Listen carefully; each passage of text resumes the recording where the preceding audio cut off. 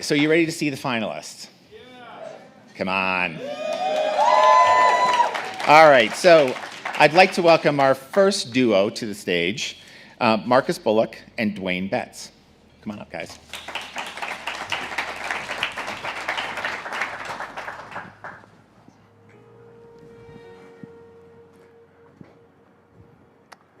Scene one. In 1996, Dwayne and I were arrested and sentenced to 8 and 9 years in prison. At 15 and 16 years old at our arrest, we were certified as an adult and sent to serve our time inside of maximum security prisons all over the state.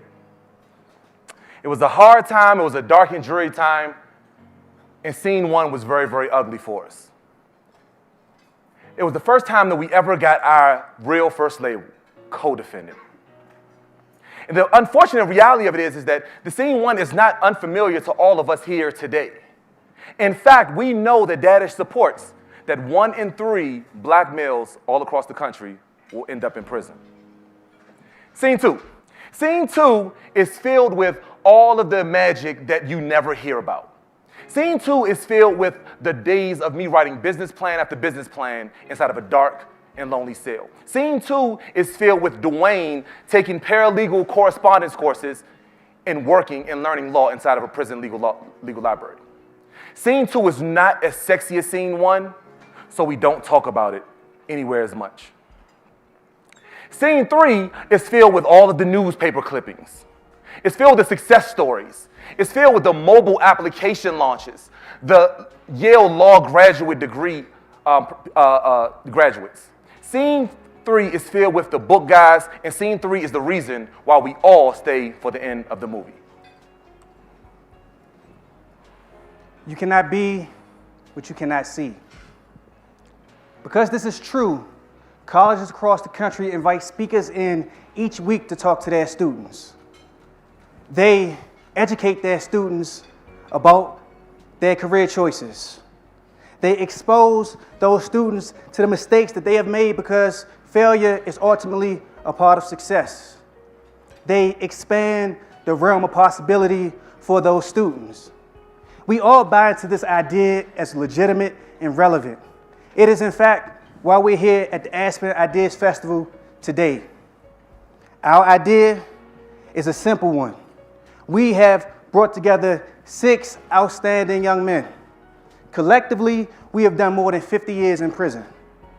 We intend to create the FSB Second Connection Tour and visit up to 18 prisons, talk to upwards of 10,000 persons, disseminate 600 books, and donate Flikshop credits to keep 50,000 family members connected. Now, this is a sample budget of what one day of an event would look like. But it's hard to quantify the impact of a project like this with numbers. So instead, I'll give you a story. A couple of months ago, a young man graduated from Prince George's Community College. He was selected as the commencement speaker for his graduation. 5 years before that, he was a prisoner in the Maryland Department of Corrections. He came to my advisor and told my advisor, listen, my mother gave me Dwayne's book while I was in prison. I read his book and suddenly I recognized that my life didn't have to end with the horrors of a prison cell, that I could do more. And because he went to PG Community College, I went to PG Community College. Now, our idea is a simple one, really. We want to bring what exists on college campuses to prisons.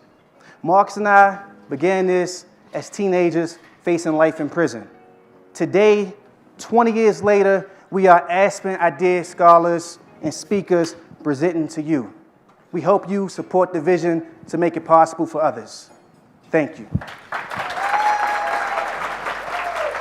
there. Okay. Now we'll turn to 4 minutes from our judges. Questions from you all? Great presentation, guys. Thank you very much. You're already doing some unbelievable work. I'm just interested in what difference will the 25,000 and also obviously the award, the Aspen brand, make for you? And to come back 12 months from now, what will the impact be? So basically, You have to recognize that the reason why colleges across the country could do this is because they have huge budgets. Our speakers are award-winning writers, TED fellows, businessmen. Their time is money. They are volunteering and donating their time, but the funding will pay for transportation. More importantly, it'll pay for the books. Amongst the cohorts is 3 award-winning writers. We want to bring the books in and give it to a select group and make sure those books are also donated to the library. When we come back, we'll have stories to tell. When we come back, we'll have the impact that could be measured by the number of people who enroll in the college programs that they're now introducing in like 40 prisons across the country, but also the writing programs that also exist in some facilities, and more importantly, the hope that we'll generate. They can't be measured in a year, but can be measured 3 years out, 4 years out, 5 years out, as you hear more of these stories about people who change what they expect to do based on recognizing that we've done it and made it possible in some ways for them. So books and travel, there are 2.4 or 2.5 million folks incarcerated in the U.S. now. And so have you thought at all about online education, Khan Academy, Coursera, other ways to do what you're doing that don't require physical presence? Yeah, so the reality is physical presence is the thing that makes it possible. You have to have that human interchange. You have to have that human interaction. When you're meeting people who are already struggling, who are at the ground, they need to see you and know that your reality is real. I've been to prisons across the country, and every single time, the most important thing that they've said about my presence is that I came. It's like, the thing of it is that we have a voice that many don't. Having programs come inside of facilities is not a foreign thing, but what is foreign is having success stories that come from some of the same places where these guys are, and then it resonates with them, and it allows us to be able to do something that other programs are not able to do. How do you guys choose the prisons, or how does somebody enroll to do this? Do you pick certain prisons with the 25,000 you're getting, or how does that work? So basically, everyone has to go home. So Mitchell Jackson is from Oregon. He's going to visit prisons in his hometown. We're from Maryland and DC area. We'll visit prisons in those areas. Randall Horton lives in New York. He'll visit prisons in those areas. And the idea really is to create a movement and a momentum in the places where we live. One, that will cut down on costs. So if you look at the budget, you don't see us spending $300 on plane tickets. We're essentially just talking about gas mileage. And then once we establish how significant this is, because already all of us get invited to speak all across the country, then we'll be able to spin it out and find ways to raise more money and then go to prisons across the country, because there are 2.4 million people locked up. So you guys are fantastic role models for prisoners that you speak to. I noticed that there aren't any women in your panel of speakers, and women need role models too. Have you thought about that at all? I will take, well, go ahead. So we thought through that, right, and how to build that out. One of the things that makes that significant is that we take our own personal experiences and we take what we know. We kind of sort of stay in our lane per se. And so what we're doing now is we're able to engage with others and meet others that allow us to be able to snowball such a movement, like in this, like Dwayne likes to call it, our barnstorming effort, to be able to engage others and obviously include the women population. But we definitely will. It's just one of those things of quality control. And right now, our personal contacts and relationships don't allow us to name somebody who, if you ask us about any of those people, I could tell you their life story. I unfortunately don't have that right now for a woman. I will in 7.5 days. Fantastic. All right, thank you to Marcus and Dwayne.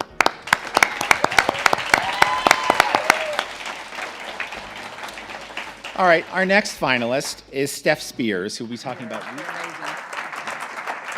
So, the envelope, please. The envelope.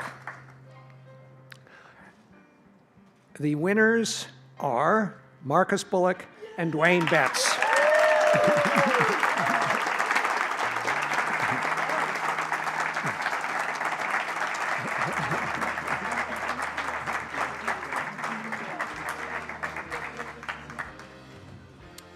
Okay, well, thank you all.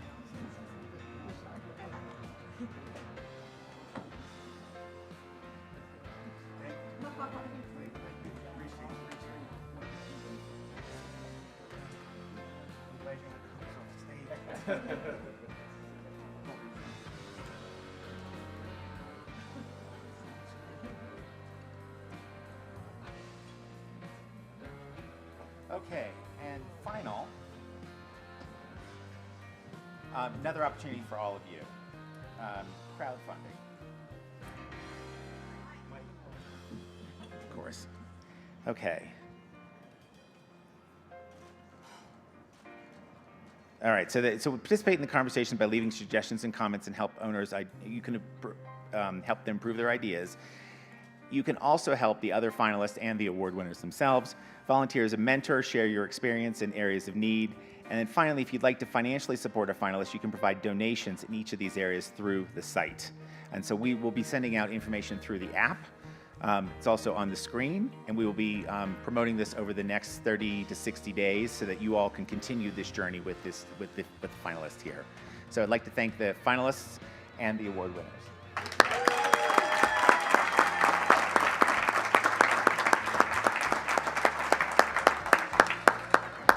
Thank you all.